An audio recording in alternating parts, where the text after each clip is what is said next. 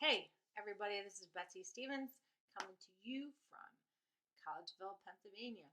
Happy to be here tonight. Um, this is one of the first training videos that I'm going to be doing in a series of multiple videos. I am just started a video challenge. Today's day number 2 of the 30-day video challenge. I'm not a fan of being on video, so I am forcing myself to do it. So let's get on with it. All right, tonight I want to talk to you about when you are first getting started in the online marketing business. I started with a company probably about 9 months ago, and everything they told me to do, I skipped. And I literally bounced around inside a system and didn't exactly follow the crumbs. And what I wanted to do tonight was help other people who are, possibly thinking about going into the online marketing business because it's a great place to be. You have the freedom and time to work from home and you get to learn a lot of things, and it's super fun if you're really into, you can self motivate yourself and you can, you know, make a lot of great friends and learn a lot of stuff, and there's money to be had. So, what I wanted to first do is talk about, and I'm going to turn this around a little bit. This is my whiteboard. I am part of the Super Affiliate Network. That's my address, betsystevens.com. That's my website. It says 20 days to Maui, video 2 of 30-day challenge.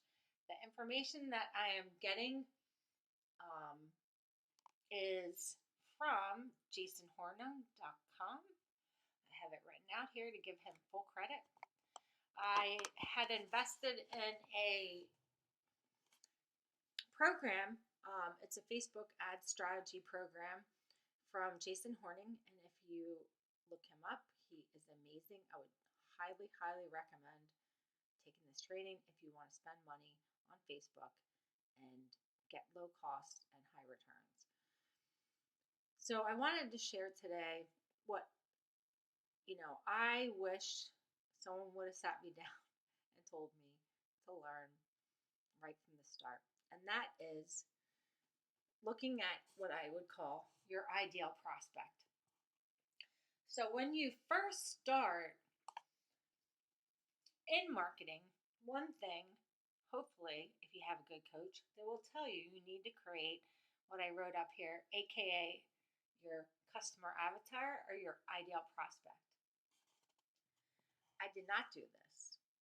And the mistake of not doing that cost me, at least $5,000 in Facebook advertising directed to a non-targeted market, which means the people didn't want to buy. They might have taken a few bites, kind of like when you're fishing. You might get a few bites, but you don't get any fish. This is something I want you to avoid having to do. So what I want to talk to tonight is, why is it important to have the ideal prospect, which means your perfect customer avatar? So I'm a 49-year-old mother of 3. I'm divorced. I, worked in special education for 10 years. I started out marketing. I have no clue who to market to. The thing is, you need to know who you're going to market to. Without this, it's like literally, shooting at a, hey, sorry, I kind of cut myself off on video there. So the question is, why is a customer avatar so important for your business? Because when you're marketing to the pains and benefits to your customer. They're not going to buy from you if you don't know what they're struggling with. So this is an extremely important part of figuring out who to market to and what, how your system or products can help that customer. Without this, it's not going to work. Number one question you need to ask is, what keeps your customer awake at night? Do they not have enough money for retirement? Are they struggling to pay their daily bills? Do they want to put their kids in college? Do they need to help a ailing family member? Everyone has to have a why they would want to do it. And everyone has a struggle, so don't try to, put that aside and not think about that. We all have struggles. We all have wishes and dreams. Next question, what are they afraid of? Are they afraid that they're going to work in a dead-end job, working as an administrative assistant for 50 years and not have enough money to be able to actually go on vacation? I know when I was married, we didn't have enough money to go on vacation. I just wanted to send my kids to Disney World once. And we did have the money to go, but it was tight, It'd be nice to just really go and just do it. Is that something somebody really dreams about? You need to know what they are really, really desiring. What are they angry about? Are they sick of working for a boss that they can't stand? Are they, in my last job, I got to admit, I was in special ed. I was working under people who didn't believe that I knew what I was doing, and I was undervalued for what I actually knew and what I could do. And on a day in, day out basis, I was undervaluing myself, and therefore, they undervalued me. It got to the point where I was like, that's it, I'm done. I'm done. I'm going to do something else. So, what are their top frustrations? Do people have to drive 2-3 hours to work in the city where they hate it and they have to pay, extra sales tax like in Philly?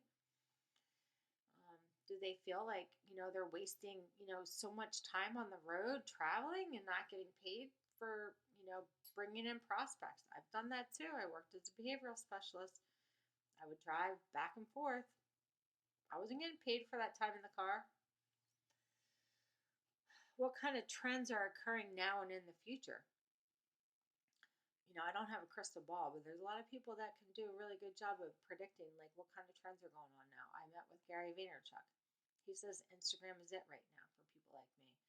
There's tons of people I could hit up on Instagram, message them, figure out what they're doing, do a search, start a conversation. You need to know who your audience is and what their pains are in order to get through to them. What did they secretly struggle with and desire? Like for me, my dad, he got to travel all around the world. How did he make it happen? He was a teacher. In the summer, he worked for a company called People to People. He got paid to travel all around the world and take kids with him. He knew he could deal with kids. He'd been doing it all the time as a teacher. He got to go to Shanghai, Europe, all over the place. Switzerland, Australia, Russia, Hungary, Poland, you know, the guy went wherever he wanted. He made it happen. You got to make it happen. What are their beliefs and false beliefs? I mean, don't fool yourself. We all grow up with false beliefs, things that you believe when you're a kid and they're not really true, but you kind of believe them and you kind of hold on to that. Like, think of Tony Robbins here. A lot of times you grow up with a belief that really isn't true. Maybe you grew up in a family that didn't have money and they always worried about money and they struggle with money. Well, maybe they didn't really understand how to save money or how to make money and put it away for the future. Those could be false beliefs.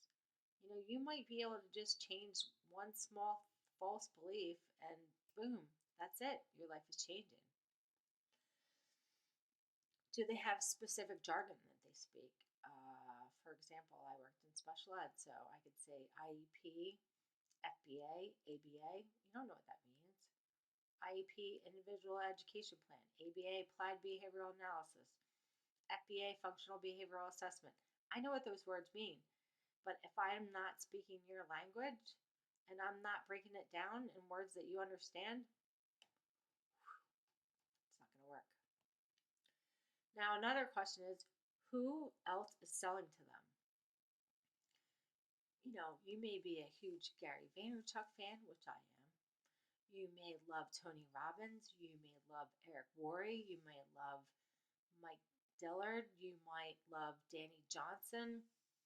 Who are these people listening to get their daily motivation, to make them feel like they're ready to do something different? So those are, some of the top questions that y'all need to start thinking about when you're, trying to target who your target market is. You need to do your research, do your market research, find out who are the other companies within your niche and what are they doing. Go to their Facebook page. What do their videos look like? What do their images look like? Are they hashtagging? Are they doing motivational speaking? Are they putting out content? What are the pains of their customers? So you have to know who your audience is and who are you trying to gain, leads through these other people. The other thing is, how do they market? Do they use hashtags? What message are they telling? Are they like putting out like positive stuff? Are they asking questions of their audience? Are they polling them? Are they, having them fill out questionnaires? Are they trying to get feedback so they can find out more about what the pains are of their customers? And the last thing I have to talk about today is I am creating a great coaching program. I've spent 9 months and plenty of money online. I have a master's degree in education and I'm ready to start coaching. I am going to put up a link. Um, if you're interested in getting into the Super Affiliate Network and if you're interested in getting training, I will do a Skype call, do a phone call, I'll whatever you need, 30 minutes free coaching. I can get you started and get you where you need to be. Message me after this. I really look forward to talking to y'all, and thanks for hanging out.